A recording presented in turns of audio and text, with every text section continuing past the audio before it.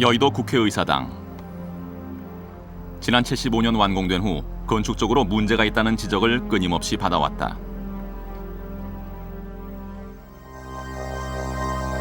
한때 도움을 걷어내고 기와를 얹으려는 계획이 본격적으로 추진된 적도 있고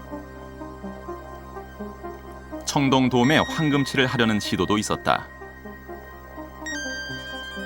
그러나 그때마다 계획은 무산됐다. 반대 여론 때문이었다.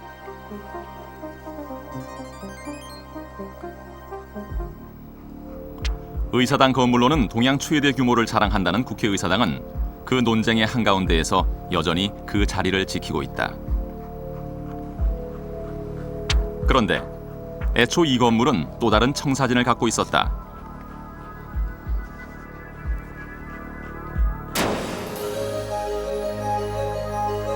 지난 59년 일본에서 유학 중이던 건축가 김수근이 내놓은 설계안이 그것이다. 끝내 실현되지 못했던 김수근의 이 청사진은 규모보다는 기능과 접근성을 먼저 고려한 전혀 다른 의사당의 이미지를 제시했었다.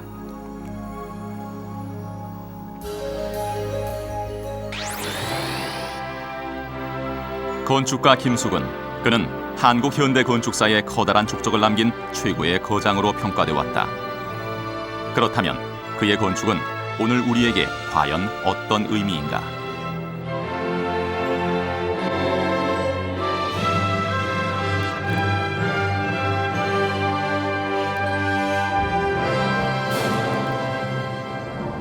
드디어 5월 15일에는 민주대안의 의정의 전당이 된 국회의사당 신축기지공사 기공식이 건국 이래 최초로 국회의사당 건축 계획이 세워진 것은 지난 59년. 국회는 남산에 신축 기지를 마련한 후 국회의사당 건물의 설계안을 현상 모집한다는 공고를 발표했다. 당시 이 행사는 규모도 크고 의미도 있어서 국내 건축계에 비상한 관심을 불러 모았다. 건축가들은 너도 나도 국회의사당의 설계에 매달렸다.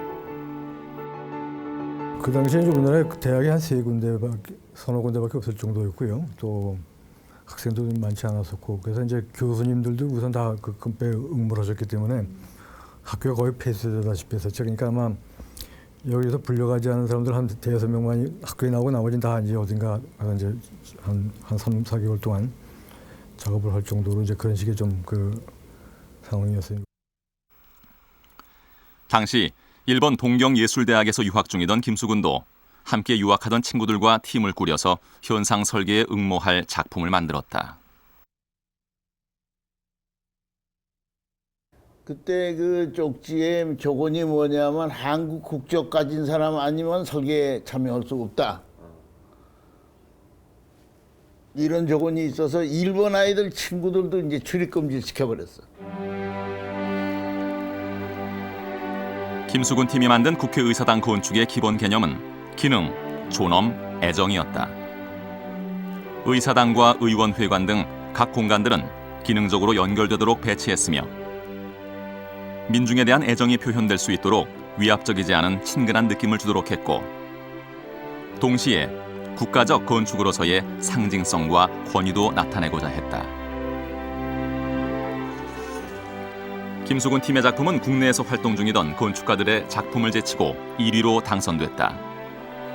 이것은 28살의 신예 김수근이 한국 건축계에 자신의 존재를 처음 알린 중요한 계기가 된다.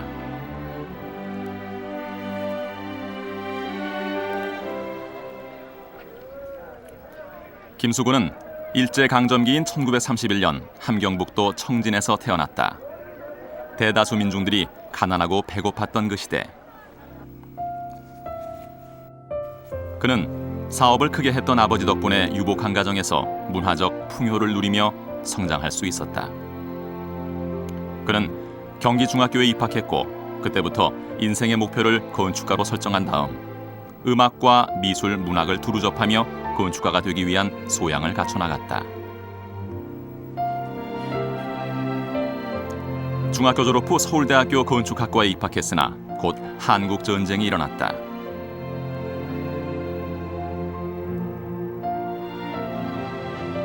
그는 전쟁 직후 건축을 공부하기 위해 일본으로 건너갔다. 한반도가 잿더미가 돼 있던 그 무렵 일본은 최대의 호황을 누렸고 서양의 현대 문명을 적극적으로 받아들여 문화 예술의 황금기를 구가하고 있었다. 김수근은 동경예술대학 건축학과에 진학했고 각종 전시회와 연주회, 공연을 찾아다니며 서양의 고급 문화를 마음껏 향유했다. 1950年代っていうのはまだ日本では、ちょうどこう経済が上向きになってきて、それで1955年っていうのが一つのエポックメイキングな年であって、世の中でいろいろ社会経済学者なんかが言ってるのは55年体制っていうのが日本で出来上がったという、それはどっちかっていうとこのちょうどこう日本の建築の仕事が上向きになってきた時期なんですね。でそういう時にたまたま彼は日本にいてその現状っていうのをよく見てましたから、それはね随分韓国へ帰って役に立ったんじゃないかと思います。 당시 일본의 건축은 서양 현대 건축의 경향을 그대로 받아들여 일본화시키고 있었다. 김수근은 일본 건축에 녹아있는 서구 건축의 조형미와 상징성을 체득했다. 국회의사당 현상 공모에 당선된 것은 동경대 대학원에 다닐 때였다. 그는 9년간의 일본 생활을 접고 돌아와 국회의사당 설계 작업에 들어갔다.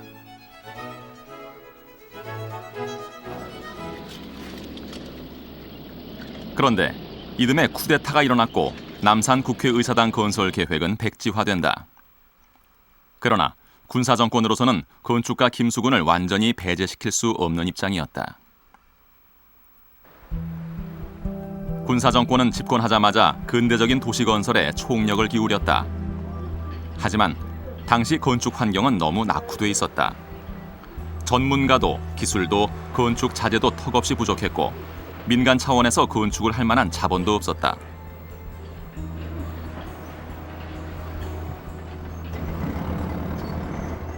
때문에 당시의 건축과 도시 설계는 대부분 국가가 주도하는 이른바 불도저식 개발로 진행됐다.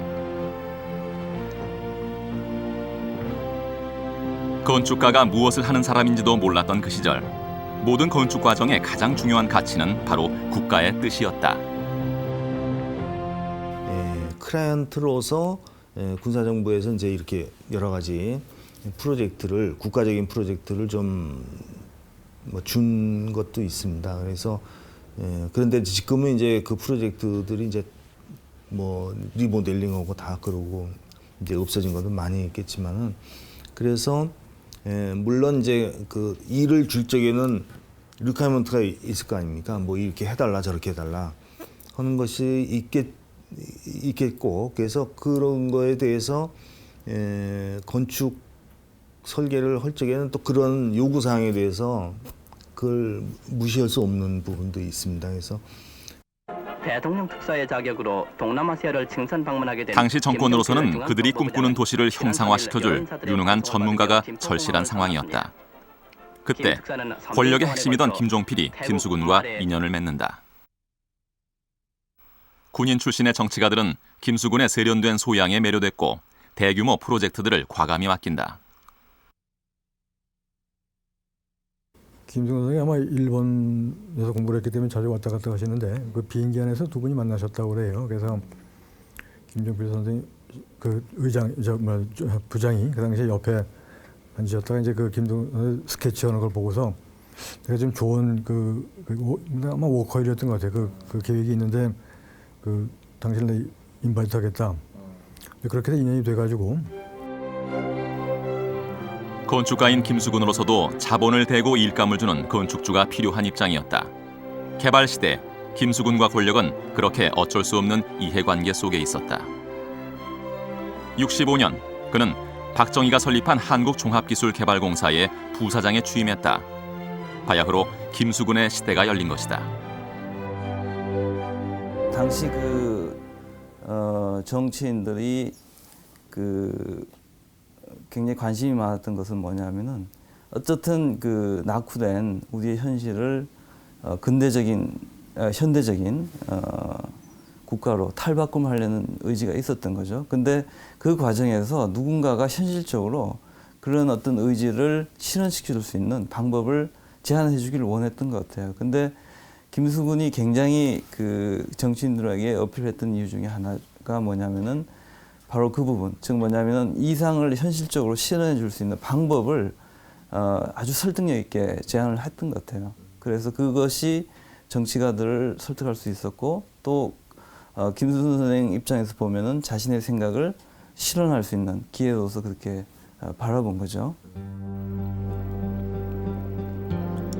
국회의사당을 세우려는 계획이 또다시 마련된 것은 68년 5월, 이번에는 여의도였다. 이번에도 국회의사당 신축 설계안에 대한 모집 공고가 났다.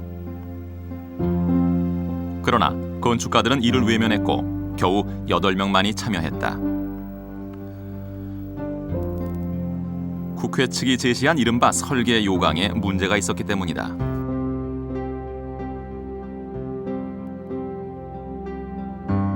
이것은 곧 건축주인 정부가 건축가들의 창의력과 전문성을 인정하지 않겠다는 의미를 담고 있었다.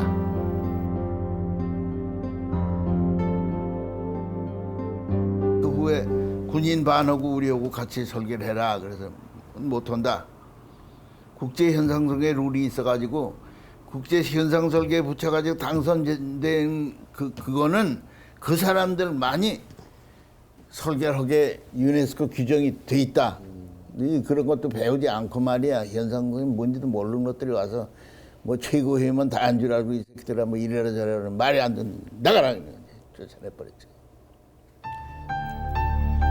김수근도 당연히 설계를 의뢰받았다. 그러나 그는 참여하지 않았다. 건축주인 국회 사무처 측에 저작권이 인정되는지를 알아봤는데 인정할 수 없다는 대답이었습니다. 건축은 신뢰감이 있어야 합니다. 국회 사무처에서 건축가를 믿을 수 없다는 이 처사, 불신을 받는 형편 아래서 나는 일을 할 수는 없습니다. 저작권에 권한한 내 개인으로는 도저히 용납할 수 없습니다. 태평로 국회의사당은 지난번 제93회 임시국회를 맞이하고 결국 국회의사당은 4명의 건축가들의 공동 설계안으로 공사를 시작했고 6년 만인 75년 8월 15일 완공됐다. 의사당은 한강을 굽어보는 여의도 10만 평 대지에 높이 70m의 6층 건물입니다. 6년 동안 원래 설계도는 국회 측의 요구에 따라 끊임없이 고쳐졌다. 기둥은 갈수록 굵어졌고 난데없는 도움이 등장했다. 의사당은 박 대통령의 평화 통일에 대한 포부와 민족 전당으로서의 웅대한 규모를 갖추려는 영단으로 이루어졌습니다. 군사 정권은 마치 파르테논 신전처럼 보는 사람을 압도하는 크고 웅장한 건축을 좋아했다. 국회의사당 건물은 그 뜻에 가장 충실한 건축이었고 이후 우리나라 공공건축의 하나의 이정표가 됐다. 그 이후로 소위 그 권력시대 독재 시절에 세워진 많은 건축들이 그 건축을 본받아서 관공서 건물이라 그러면 의뢰의 좀 권력을 과시하는 형태로 지어지곤 하는 게 그게 아마 거의 출발이 아닐까 생각이 됩니다. 그러니까 대부분 관공서 건물은 시민하고는 굉장히 멀어지고 굉장히 높아지고 막 그런 거죠. 이수진 장군 동산도 엄청나게 높이 세우고 모든 것이 다 높아지고 커지고 허황되게 변하는 거죠. 관공서에서 박물관 공연장에 이르기까지 도심 곳곳에는 비슷한 모양의 높고 거대한 건축들이 하나둘 세워졌다. 박정희 대통령 내외분이 개관 테이프를 그것은 우리 건축 문화의 주류로 자리 잡았고 우리 삶의 형태를 만들어갔다. 훌륭한 시설을 갖춘 국립극장이 개관됐으니 앞으로 우리나라 무대 예술을 발전시키고 민족 예술의 중흥을 이룩하는 데 힘쓰라고. 문화예술의 대전당이 될 서울 세종문화회관이 개관됐습니다. 박정희 그 시대 대통령은 군사 정권이 공공건축에 요구했던 또 다른 가치는 한국 전통의 구현이었다. 한국 전통의 아름다움, 그것은 건축가들의 의지대로 지혜롭게 구현되기도 했지만 정부가 아예 구체적인 지침을 내린 경우도 많았다. 이런 식의 이슈 중에 하나 중에서 이제 그 민족 중흥이라는 말을 쓴 게 있죠. 그래서 그 민족이라는 걸 굉장히 또 강조했습니다. 그래서 아마 그건 뭔가 이렇게 좀 아이덴티티를 만들기 위해서 아마 그런 뭐 특별한 철학이 있다기보다는 이제 그렇게 해서 여기 몇 가지 공공 건축에 대해서 소위 그 실제로 목조로 집을 짓기는 어렵기 때문에 콘크리트로 이제 그 옛날 전통적인 형식의 집을 이제 몇 개 짓게 만들고요. 이제 그러면서 또 그것을 그 단청을 하기는 어렵기 때문에 이제 그 베이지색 비슷한 이제 그런 식의 색깔로 이렇게 나치로들 만들었어요. 그래서 이제 박정희 스타일의 건축이라고 이제 그러는데 그런 예들이 좀 몇 군데 있습니다. 권력과 긴밀한 이해관계에 있던 김숙은 또한 그러한 시대적 요구로부터 예외일 수 없었다. 60년대 지어진 김수근의 초기 작품들은 당시 군사 정권의 이념과 시대적 요구를 충실히 반영하고 있다.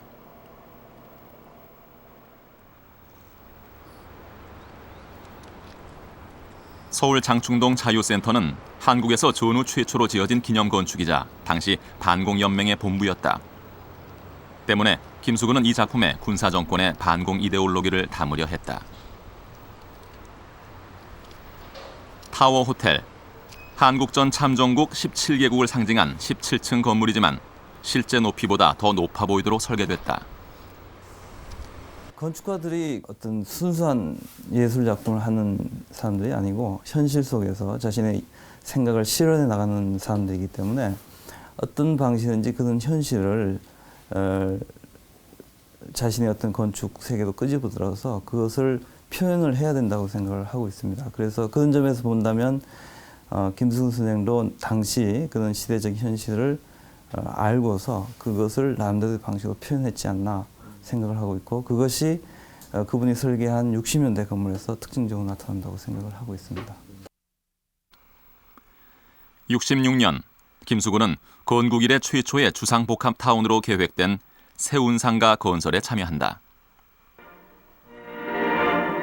세운상가는 도시 안에 작은 도시를 만든다는 장밋빛 청사진에서 출발했다. 우리나라에서는 처음으로 거창한 상가 아파트가 서울에 세워집니다.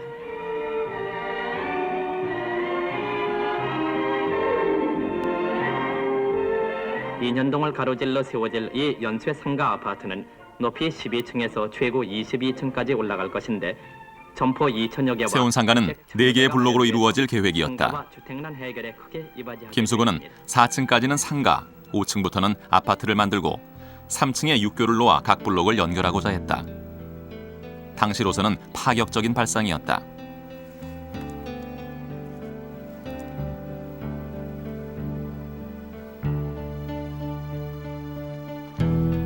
그런데 건축주인 서울시는 민자유치라는 명목으로 9개 건설업체에 건설을 맡겼고 김수근의 의도는 빗나가 버리고 만다. 서울시가 그 지안을 보고 이제 그 당시 서울시 출입하는 이제 그 건설회사를 갖다가 한 9개인가 이렇게 불러가지고 거기다 무조건 하나씩 나눠주고 거기다 집을 지어라. 그러니까 그런 식의 이제 뭐 이렇게 자기 집이 아니고 그런 식의 기본적인 도시 인프라를 자기들이 만들 필요가 없으니까 이제 거기다 제외되고 만들어졌기 때문에 결과적으로 보면 지금 같은 성과가 된 거죠. 그래서 실제로 그 당시에 그 계획은 아마 결과적으로 보면 하여튼 뭐 그렇게 성공했다고 볼 수는 없습니다. 중요한 건축의 요소들을 놓친 채 자본의 논리에 충실하게 지어졌던 세운상가는 완공 직후부터 도심의 흉물이라는 오명을 얻었고 철거와 재개발 논의의 화두가 되고 말았다. 김수근은 국가가 발주하는 대규모 프로젝트의 환멸을 느끼기 시작했다. 그는 건축주들을 설득해 자신의 뜻을 관철시키는데 탁월한 수완을 갖고 있었지만 어쩔 수 없는 예술가였다. 항상 이번에 이제 그 일을 하지 않을 수 없어서 하고는 항상 괴로워했던 것 같아요. 그러니까 건축 우선 작품을 따내야 되니까 일거리를 따내야 되니까 정치가도 만나고 하잖아요. 하는데 기질적으로 맞지 않았거든요.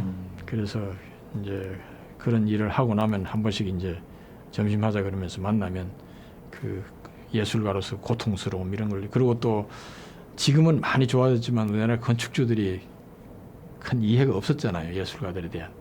근데 그거를 어떤 때는 이분이 막 싸웠던 것 같아요. 싸워가면서까지도 쟁취한 이런 과정에서 상처를 많이 입은 것 같아요. 그 즈음이던 67년 여름 김수근의 건축 세계에 결정적인 전환점이 된 사건이 일어난다. 그가 설계한 부여박물관이 문제가 있다는 것이다.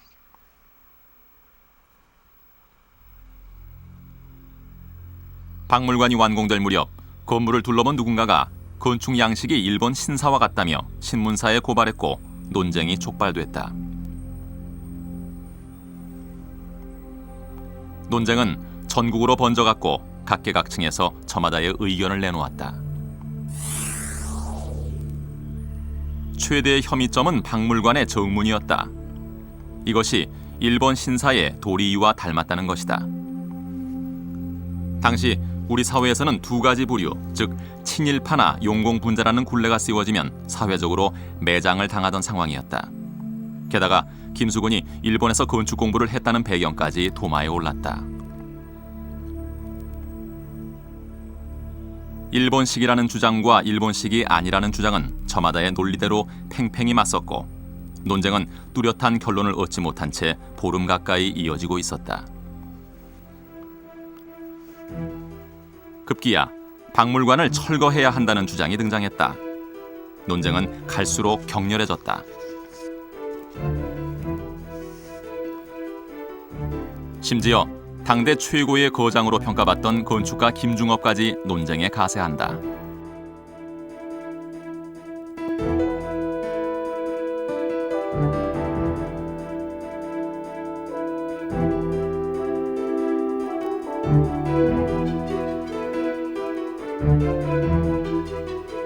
건축을 어떻게 봐야 될 것이냐. 그런 문제가 이제 논쟁의 바탕이었으니까. 다시 말하자면은 일본식의 도리 뭐 이렇게 된 거는 일본 건축이다 이렇게 단정하는 시각이 있었는데 이 김수근 선생 측은 그게 아니다. 어떻게 건축물이 생긴 거를 가지고 판단하냐.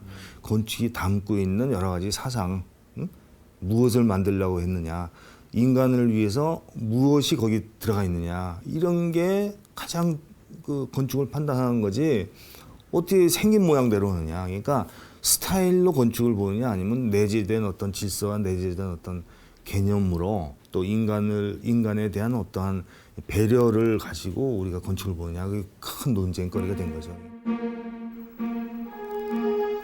궁지에 몰린 부여박물관 측은 우선 급한 불을 끄기 위해 각 분야별 전문가들로 구성된 심의위원회를 급조했다. 심의위원들은 부여박물관 현장을 답사하고 도면까지 면밀히 검토한 후 토론에 들어갔다. 그러나 이들조차도 명확한 결론을 얻을 수 없었다.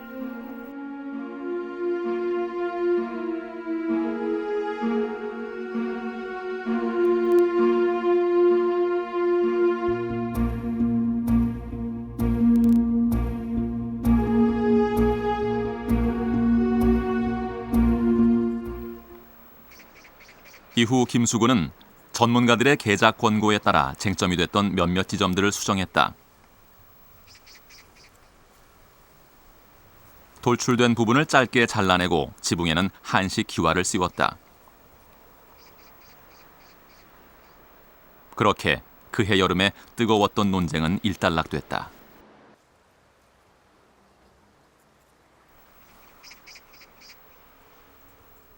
부여박물관 논쟁은 적어도 그 시절에 건축이 무엇이냐에 대한 근본적인 질문을 던졌던 대단히 의미 있는 사건이었다. 그것은 누구보다 건축가 김수근에게 새로운 건축 언어를 찾아 나서게 해준 계기가 되었다. 진짜 우리 오리지널리티는 자기가 알아야 되겠다. 그것이 건축에 어떻게 들어가 있고 내재되어 있느냐 하는 문제. 그다음에 두 번째는 그것을 어떻게 우리 생활에 맞는 당시의 현대라는 개념, 당시 지금으로 저도 현대지만은 당시 생활에 맞는 걸로 어떻게 해야 되겠느냐. 그러니까 기와지붕과 뭐 처가지붕의 문제가 아니라 그걸 어떻게 실제 인간 생활에 맞도록 건축가가 어떻게 해야 되겠느냐 하는 방법론 두 가지가 굉장히 자기 건축의 중요한 부분이었을 것 같아요. 그래서 그다음부터 태도가 굉장히 많이 바뀐 거죠. 김수근은 3년 동안의 공백기를 가지면서 한국 전통미의 본질을 탐구하기 시작했다. 그는 서양 건축의 조형미와 상징성에서 벗어나 한국 전통 건축의 정신과 공간 구성에 눈을 돌렸다. 이 시기 김수근에게 결정적인 도움을 준 스승은 당시 국립중앙박물관장 최순우였다. 최순우는 한국 전통예술의 조예가 깊은 사람이었다. 그는 김수근을 데리고 다니며 각 지방의 전통 사찰과 초가집, 한옥을 보여주었다.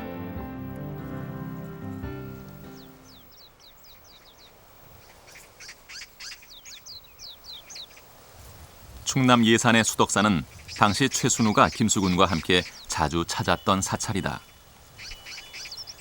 최순우는 여러 날 동안 몇 번씩이나 제자를 이곳에 데리고 와서는 제자에게 그저 말없이 이 공간을 보여주었다. 하루는 선생이 예산의 수덕사 대웅전 건물을 본 적이 있느냐 속았다 생각하고 따라오라고 하셨다. 나를 그곳에 데려다 주시고는 그 대웅전과 나 사이에 일어나는 반응과 대화를 엿보시고 계시던 모습이 지금도 생생하게 떠오른다. 별다른 설명도 구체적인 지적도 하지 않으면서 젊은 건축가의 눈을 키워주신 것이다.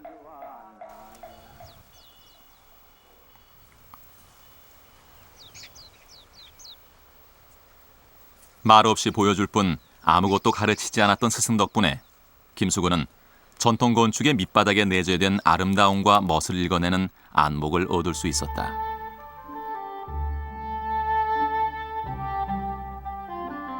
전통의 핵심은 어디에 있는 것인가? 건축에서 예를 든다면 사찰 모양의 기와 지붕을 콘크리트 위에 얹는 것이 전통을 이었다고 생각한다면 옳을 것인가? 그것은 우리 선조의 것을 모방한 것이지 결코 당신의 것이 아니다. 그 과거와는 다른 그 태도로서 건축을 보겠다는 것. 그것은 뭐냐면은 더 이상 형태나 이런 그 조형적인 차원에서 건축을 바라보는 게 아니고 그 건물 속에 담겨져 있는 공간을 어떻게 조직할 것이냐. 이 문제를 처음으로 고민을 하기 시작했다는 것이 거기서 나타나고 있죠. 지난 71년 설계한 공간 사업. 김수근이 3년 동안의 수련 과정을 마친 후 처음으로 설계한 자신의 건축 사무소다.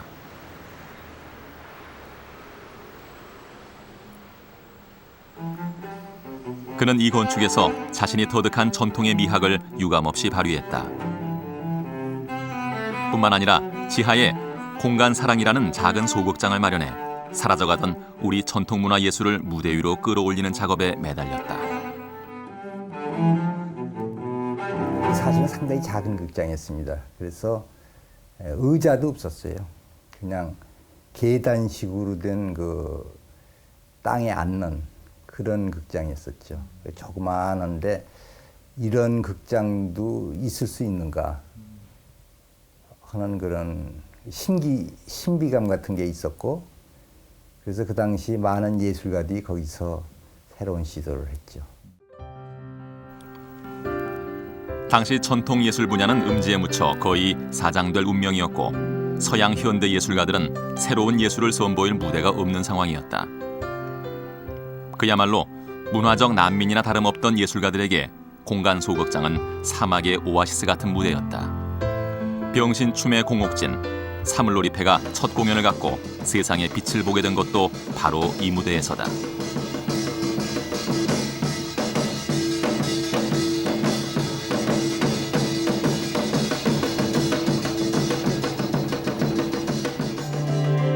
김수근은 묻혀있던 예술가들을 발굴하고 그들의 예술 활동을 후원함으로써 낙후된 한국의 문화 수준을 한 단계 끌어올렸다.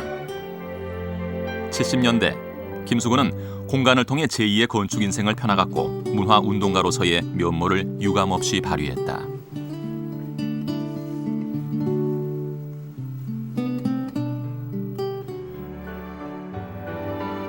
그 무렵 미국의 한 시사주간지는 김수근을 소개하면서 그를 미켈란젤로와 다빈치를 후원하며 르네상스의 문예 부흥을 주도한 로렌조 메디치와 비교하기도 했다.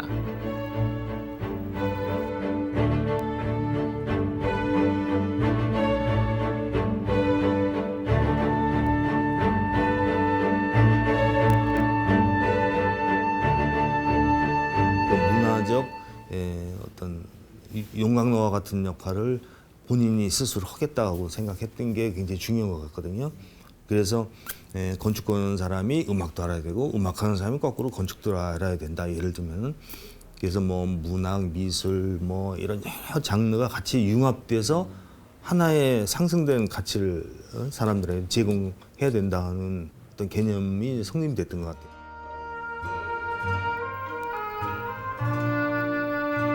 그렇다면 김수근은 공간 건축을 통해 그가 해석한 한국 전통 건축의 정신을 어떤 방식으로 구현했을까? 우선 이 건물의 내부는 결코 크거나 높지 않은 오밀조밀한 공간들로 구성돼 있다.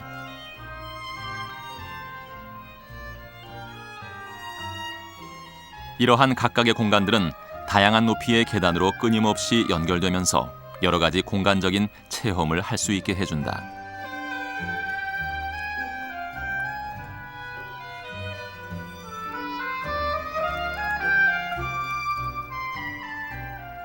전체적으로 보면 트인 공간이지만 그것을 중층 구조로 잘게 나눔으로써 각 공간들은 마치 서서 손을 뻗으면 천장에 닿을 것처럼 작고 아담한 느낌을 준다. 김수근은 이러한 낮은 공간이야말로 우리 민족이 수천 년 동안 몸에 익혀온 가장 인간적인 스케일이라 생각했다.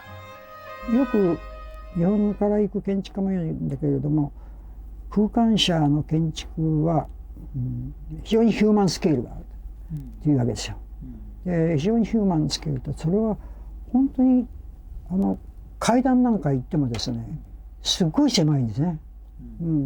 それは人間の住むスケールなんですね。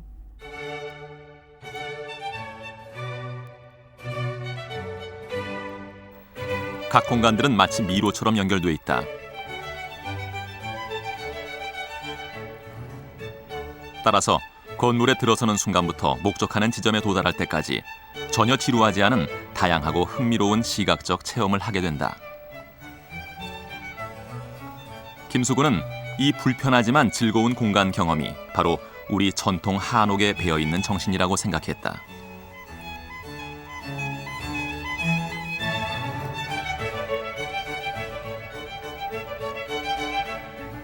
공간 사옥은 지난 2001년 서울시 지방문화재로 지정됨으로써 한국 현대 건축의 소중한 자산으로 인정받았다.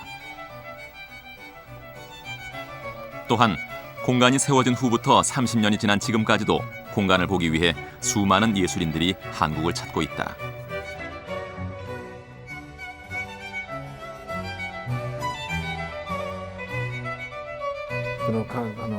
김수근の造形の影響っていうのは今でも若い人がねソウル行った時に、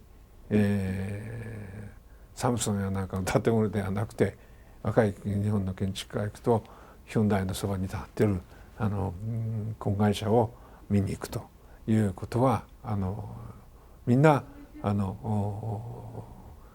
よくやってることなんです。むしろねあともう今20年ぐらい前はねみんな韓国っていうとその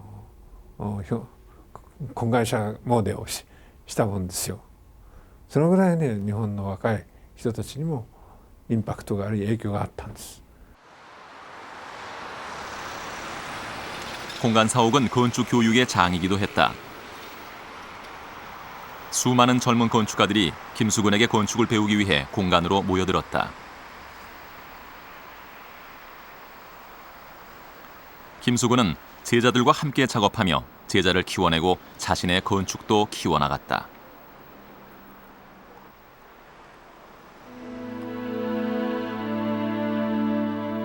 공간이 최대의 전성기를 구가하던 70년대 공간 사무실은 김수근의 가르침을 받기 위해 찾아온 젊은 건축가들로 늘 북적였다. 류춘수, 윤승중, 승효상, 장세양 등 한국 현대 건축을 이끈 중견 건축가들은 대부분 김수근이 키워낸 제자들이다.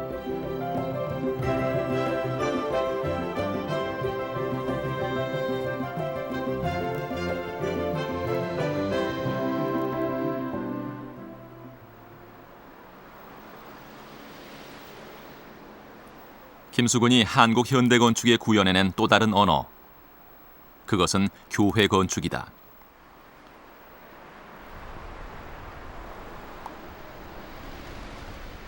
도시와 농촌을 불문하고 교회 건축은 오늘 우리가 사는 공간에 빼놓을 수 없는 표정이 됐다. 하지만 한국 교회가 양적인 부흥을 이룩하면서 교회 건축은 교회의 성장을 뒤쫓아가기 바빴고 교회 건축을 어떻게 할 것인가에 대한 진지한 성찰은 이루어질 겨를조차 없었다.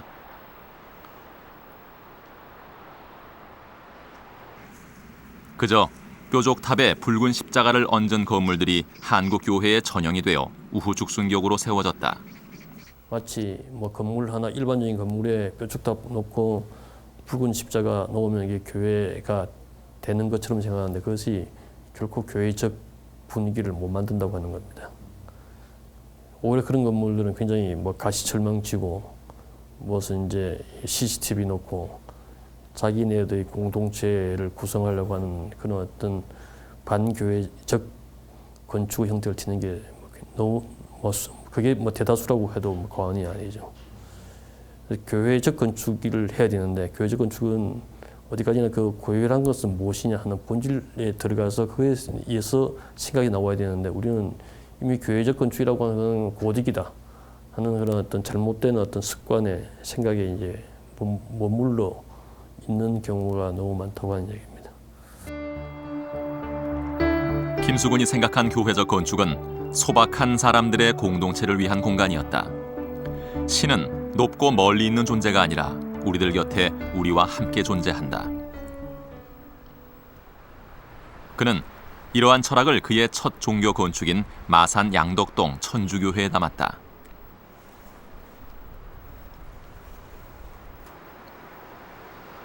그는 이 건축을 통해 기존의 교회가 선호했던 높은 건축, 하늘을 향한 건축에서 벗어나 이웃을 향해 열린 건축이 무엇인가를 보여주었다.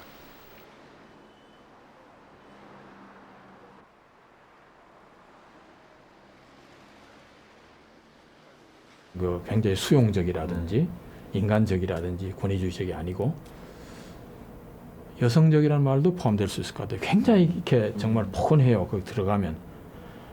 그리고 그 접근하는 데 있어서 전혀 거부감을 주지 않아요. 그냥 이렇게 걸어가다 보면 안에 쑥 들어가게 이렇게 돼 있어요. 그리고 안도 그렇고. 김수근이 양덕성당을 설계할 당시 이 일대에는 대규모 공단이 형성돼 있었다. 김수근은 교회가 이웃에 사는 노동자들에게 하나의 구심점이 되어지기를 원했고 누구든지 와서 기도하고 모여서 교제할 수 있는 만남의 장이 되기를 원했다.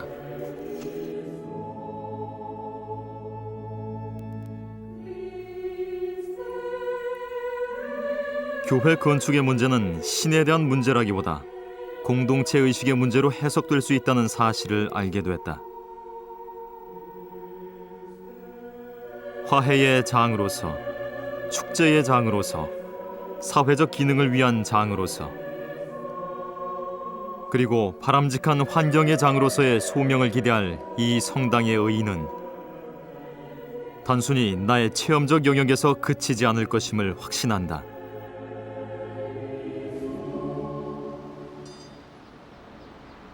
양덕성당을 설계한 지 3년 후 김수근은 종교 건축에 대한 자신의 신념을 서울 창충동 경동교회에서 완성시켜냈다.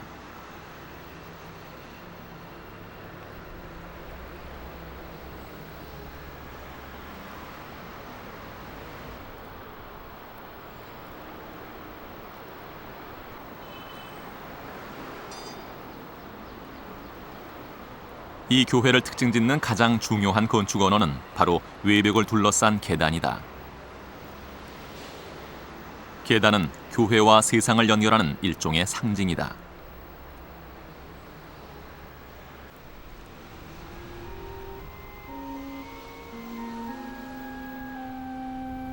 좁고 긴 골짜기 같은 계단을 오르는 동안 사람들은 속세의 찌꺼기를 털어버리고 신과의 만남을 준비한다.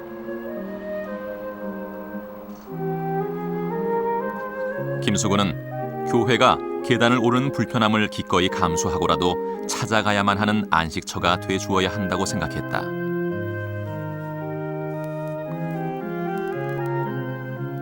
두터운 교회문을 열고 예배당 안으로 들어서면 노출 콘크리트의 벽면이 천장과 사방을 둘러싸고 있다. 김수근은 아무런 장식도 꾸밈도 없는 노출 콘크리트처럼 예배당에 모인 사람들이 솔직하고 진실되게 신을 대면하기를 원했다. 어둠과 빛의 극적인 대비는 사람들을 경건한 침묵으로 이끈다.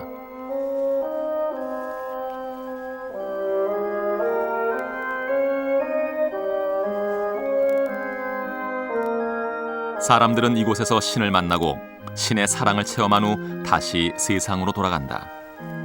이때 사람들은 신의 십자가를 등에 업은 채 각자가 세상에서 져야 할 십자가를 품고서 교회문을 나서게 되는 것이다. 경동교회는 한 인간의 종교적 체험의 과정을 표현한 한편의 시와 같은 공간이었다.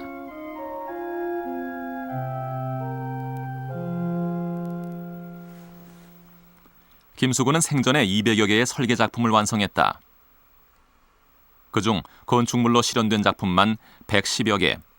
그의 작품들은 우리 사회의 새로운 문화와 이미지를 만들었다.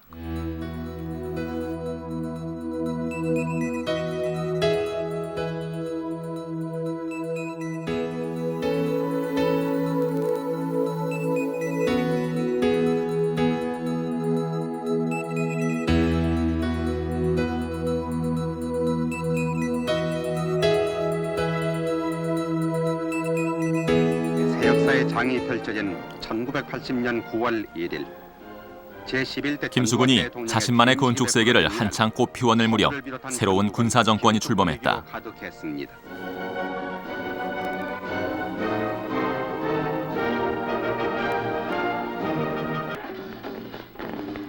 집권한 직후 전두환 정권이 내놓은 캐치프레이즈는 새 시대 새 역사의 창조였다.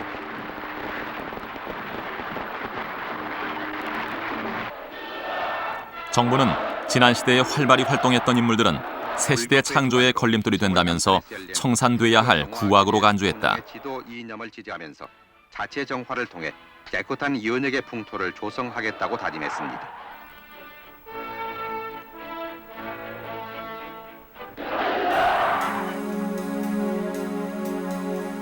건축계 또한 예외일 수 없었다. 새로운 정권은 더 이상 김수근을 필요로 하지 않았다. 건축 환경도 빠르게 변하고 있었다. 건축 기술은 놀랍게 발전했고 다양한 외장재와 건축 공법들이 도시의 얼굴을 바꾸어 놓고 있었다. 김수근은 어떻게든 이러한 변화에 적응해야 했지만 결코 쉽지만은 않았다. 80년대 와서 조금 그 시대적 변화가 더 이상 그 조금 수용하기가 힘든 부분이 있었다고 생각을 합니다. 그것은 아까 말씀드린 대로 기술, 테크놀로지가 발전을 하고 있고 그것을 어떤 방식으로 건축적으로 수용을 해야 되는데 여기에 대해서 진지하게 고민해서 그것을 받아들이기에는 너무 이제 시간이 없었고 또 너무나 할 일이 많았던 거죠. 그러다 보니까 그런 경향을 어떻게 흡수할 것인가 문제가 굉장히 고민이 됐고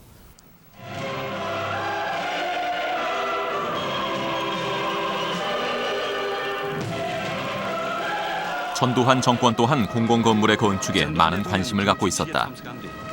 안춘생 독립기념관장과 유관순 열사의 사촌동생 유정석 시동과 함께 전두환 대통령은 오늘 개관 행사에 앞서 예술의 전당 기념 피호석을 제막하고 서예관에 전시 중인 올림픽을 앞두고 동구권 등 건축 환경은 눈부시게 발전했지만 국가 주도의 공공건축은 지난 시대의 방식에서 크게 달라지지 않았다. 뒷받침 덕분이라고 말하고 문화예술인들은 이같이 새 시대의 건축들은 이전 시대보다 더욱 집요하게 민족 중흥과 전통의 구현에 매달렸고 더욱 커지고 높아지고 멀어졌다.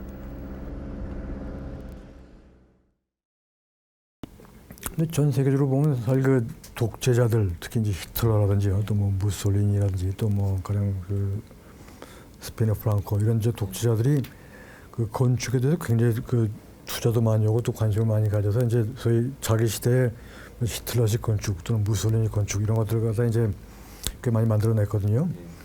그것이 물론 그 그러니까 독재자를 위한 건축이니까 이제 완전 건축적 가치가 있다기보다는 이제 그런 식의 하나의 트렌드를 만든 거죠.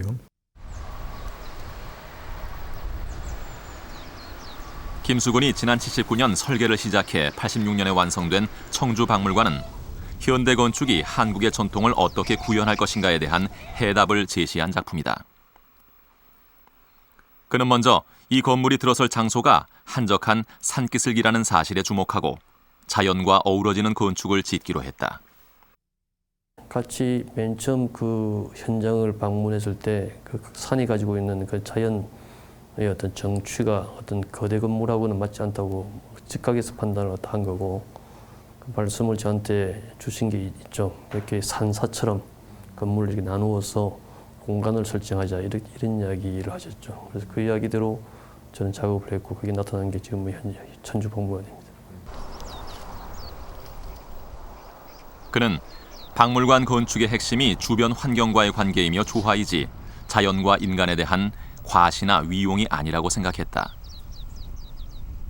결국 자연과 어울리기 위해서 그는 건물을 여러 개로 나누어서 덩치를 작아 보이게 하는 방법을 택했다. 또한 나누어진 각각의 건물들도 더욱 작게 보이도록 지붕과 벽면을 잘게 쪼개 놓았다.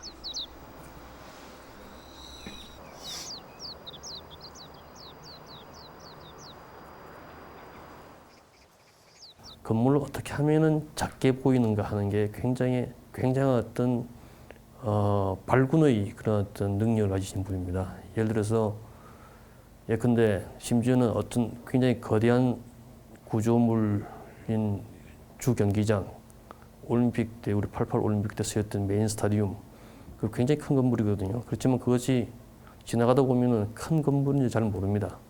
굉장히 잘게 나누었기 때문에. 그리고 아주 굉장히 아름다운 곡선을 써가지고 그게 굉장히 작게 느껴지는 거죠. 그뿐만 아니라 많은 건물들이 보면은 잘게 나눕니다. 이게 마치 이게 손에 잡을 수 있는 정도의 크기, 그런 어떤 따뜻한 정취를 느낄 수 있도록 나누거든요.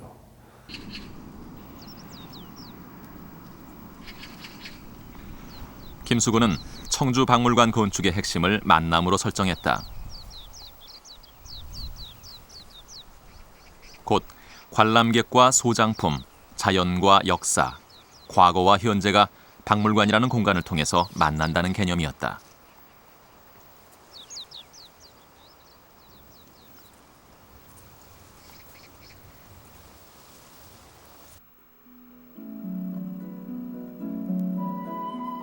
그래서 박물관을 찾은 사람이 박물관의 안과 밖, 어디서든 자연을 만나고 느낄 수 있도록 넓은 유리벽을 통해 밖을 볼 수 있도록 했다.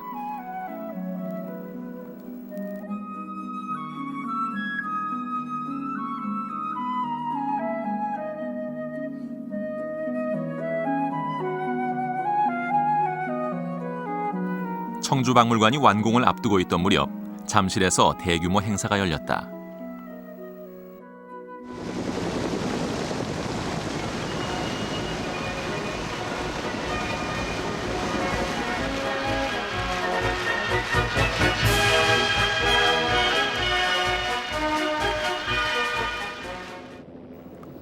잠실 주경기장은 정권이 바뀌기 전인 1977년 김수근이 현상 설계에 당선돼 짓기 시작한 작품이다.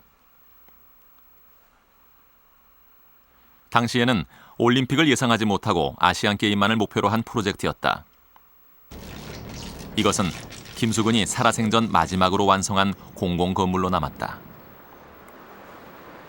이러한 발전의 구체적인 모습은 고도 선진국가의 대열로 나아가는 우리의 미래상을 더욱 확실하게 해주고 있습니다. 역사는 지도자 한 사람의 힘만으로 창조할 수 있는 것은 아닙니다. 그러나 나라를 경영하는 데 있어 지도자의 역할이 얼마나... 5공화국 시절 김수근이 운영하던 공간건축사무소는 정부 주도의 건축 사업을 하나도 따내지 못해 많은 빚을 지고 있었다.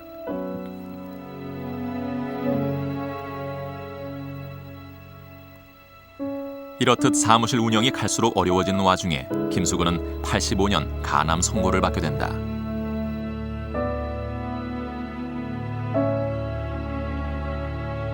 정말 어려웠습니다. 정말 어려워가지고 이 철야한다고 책상 위에서 도면 그리다가 졸다가 깨면은 이 소위 말해서 스탠드, 책상 위에 있는 스탠드의 전구 알을 옆에 있는 친구가 빼가서 자기 자리에 꽂아 놓을 정도로 그렇게 어려웠고, 사실 설계사무소에서 트레이싱지에다가 도면을 그리고 뭐 해야 되는데 트레이싱지 자체가 제대로 조달이 안 될 정도로 뭐 그렇게 힘들었습니다. 뭐 아주 더 어려운 얘기는 뭐 화장실의 휴지가 뭐 잘 빗지가 않을 정도였고, 그래서 그때도 공간을 좋아하고 그런 친구들이 정말 막 울면서 공간을 떠나고 그랬던 적이 있었죠. 사면 초과의 상황이었지만 김수근은 과거 부여박물관 사건 이후 새로운 건축 언어를 만들어냈던 것처럼 또 한 번의 변신을 준비하고 있었다.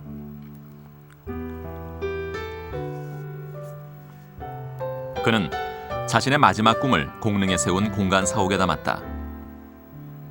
병원에 입원해 있다가도 잠시 나와 완공 현장을 눈에 담으려 했을 만큼 그는 이 건물을 사랑했다.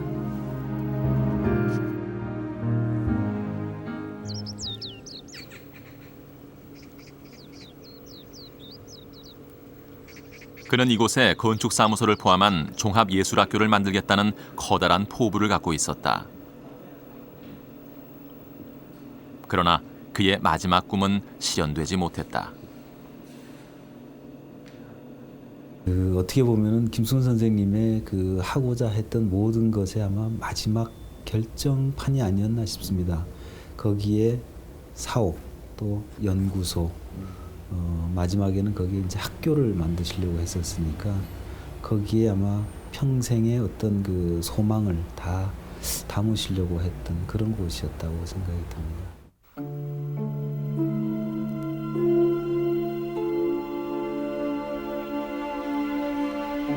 86년 6월 김수근은 1년 동안의 투병 생활 끝에 55의 나이로 세상을 떠났다. 그가 떠나간 자리에는 지난 시대가 남겨놓은 도시와 건축 유산들만 견고한 성처럼 남아 있었다. 김수근은 2000년까지 완성시키려던 수많은 계획을 갖고 있었다. 꿈꾸던 그 모든 청사진을 접어버리기에 55은 너무 아까운 나이였다. 本当から疲れてるわけですよ。本当は面会もしちゃいけないような状況の時に僕とその話をしたらもうなんかね熱中してね目が輝いてくるわけですよ。でまあ最後に金さんまあ本当になんかその長いことお邪魔して申し訳なかったって「いやいいんだよ今日は楽しかったよ」っつってねでそれで別れた。まあそれが最後でしたけどね、最後にやっぱりその建築の話でね締めくくったというね。そういうそのキムさんとのあれはなんか僕の中ではかなり印象深い思い出として残ってますね。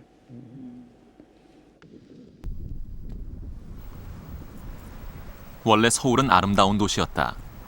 사방이 산으로 둘러싸이고 중심에 한강이 흐르는 천혜의 조건을 갖고 있었다.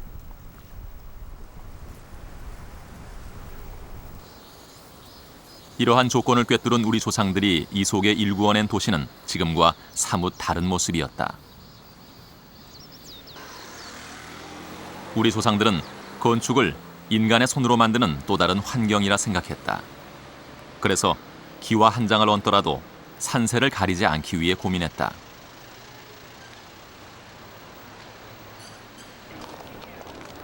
그것은 바로 인간을 위해서였다. 가장 인간을 위하는 공간은 가장 자연을 위한 공간이 돼야 한다. 그것은 바로 김수근이 그의 건축에서 구현하고자 했던 공간의 개념이기도 했다. 그러나 오늘 우리의 도시에 인간을 위한 공간은 갈수록 사라져간다. 사회가 도시를 만들지만 결국은 도시가 또 사회를 만드는데 요즘 우리나라의 도시가 우리나라 사회가 굉장히 갈등과 대립이 많지 않습니까? 저는 이게 우리 도시가 잘못된 구성을 가지고 있기 때문에 일어나는 결과라고 보고 있는 겁니다. 틀림없습니다.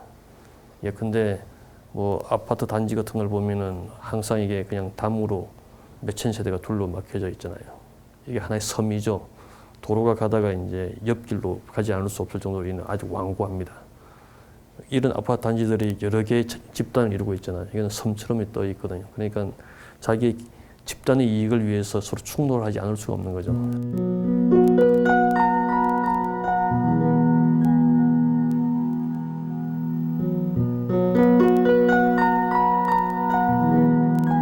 김수근이 만들려고 했던 공간. 그것은 어머니처럼 편안하고 가장 인간적인 공간이었다.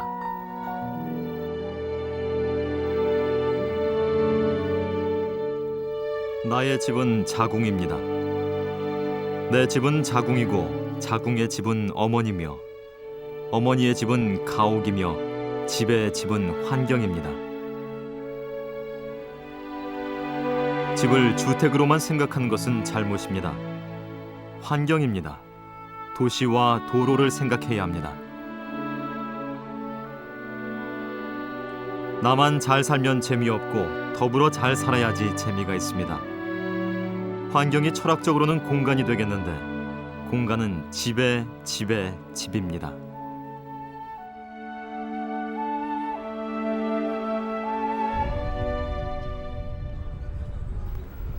건축은 곧 삶이다. 우리가 어떤 공간, 어떤 건축을 가질 것인가, 그것은 곧 우리가 어떤 삶을 설계하고 누릴 것인가의 문제와 같다. 김수근은 그러한 건축의 본질에 대한 해법을 우리 전통 건축의 내재된 정신에서 찾아냈고 현대적인 건축 언어로 구현했다. 그래서 역사는 그를 건축의 거장이라 부른다. 누군가 말했다. 김수근은 벽돌과 빛의 3차원 언어로 시를 썼던 시인이라고.